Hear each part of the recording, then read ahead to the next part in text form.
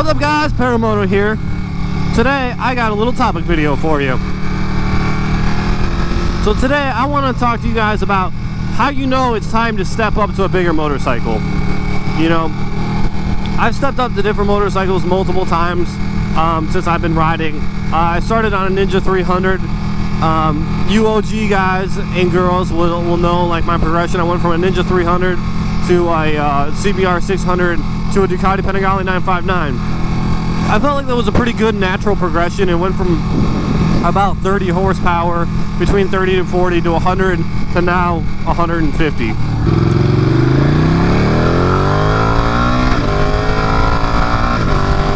So honestly, I have a lot of good things to say about every level that I've gone to so far. Like when I was on my 300, I rode that thing for about a year, and like after about a year I was starting to get bored with it.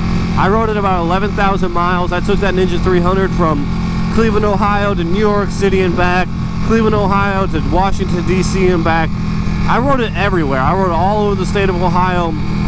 I rode that thing everywhere, you know, and towards the end I was really throttling it out basically everywhere, and you know, I was just bored of it. Like I'd go out to the garage and like it wouldn't hit me anymore. Like I wouldn't just be like, oh man, that's an awesome bike, you know. So I stepped up to the CBR 600. I still had things to learn on the 300. I still could have learned how to turn better, how to throttle out in a turn better, and you know, generally just be a better rider. I could have learned that on a 300, but you know, it didn't really get my juices flowing anymore.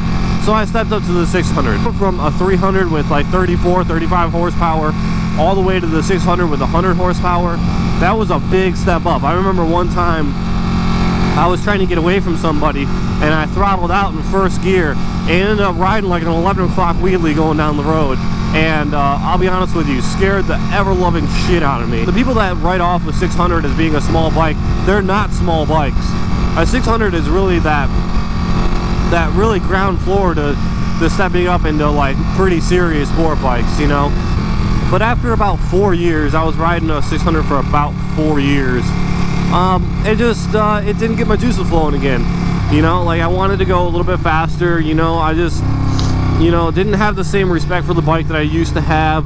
When I went outside to my garage, like it wasn't really hitting me like it used to. I used to go outside and I'd look at my bike and I'd be like, you know, I'm just so proud to have it and all this stuff, and it wasn't there anymore for me. I was bored of it. You know, you all know that feeling. It's like when you know a relationship's over and you hang on for a little bit longer. It's like everybody knows that feeling. You know when a relationship's over.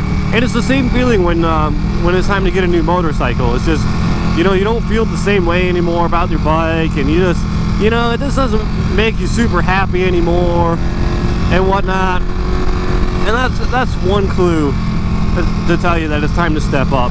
Generally, every time I knew it was time to step up, I was throttling everywhere. You know, I knew I needed something faster because, you know, on my 300, it was literally full throttle off a stop sign, full throttle off a stoplight.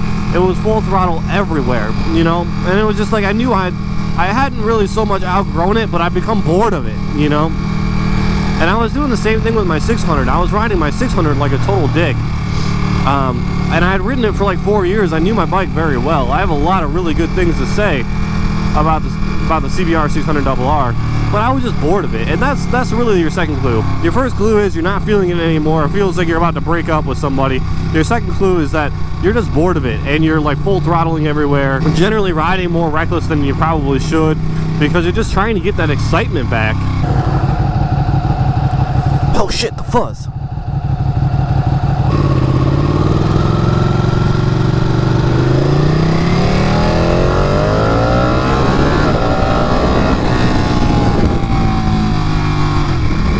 So anyway guys, those are the two clues that I have always used to know when it's time to step up to a bigger motorcycle. I will say, again, there's nothing wrong with the 300, there's nothing wrong with the 600. Like, I could have learned how to be like a corner sniper on my 300. Like, I could have learned that on that bike. And that bike had plenty of power to still have fun in the twisties, you know? People use the 300 for a track bike, you know? And then the 600, dude, you can do whatever you want with the 600. I could have kept that bike. I could have turned it into a track bike. I could have left it as a daily commuter. I mean, it could have been my fun rain bike. I mean, it could have been just about everything. you know, and I definitely did not outgrow my 600. I just got bored of it, you know. It was just time to step into something else. And initially I almost bought another 600. I was gonna go get a 636 because I've been wanting another Kawasaki since my 300.